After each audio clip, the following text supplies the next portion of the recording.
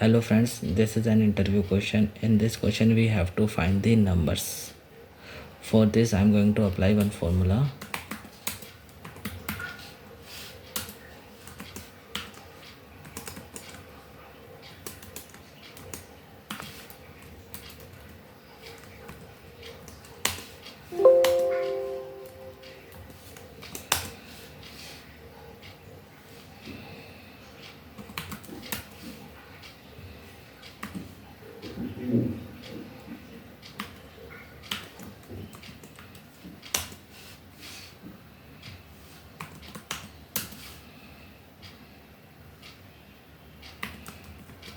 To remove this errors, I am going to apply if error formula.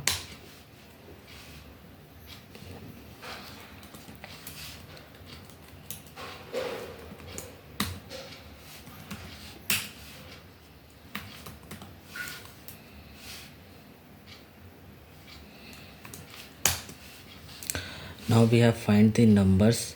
Now I am going to drag this formula down. That's it. Thank you.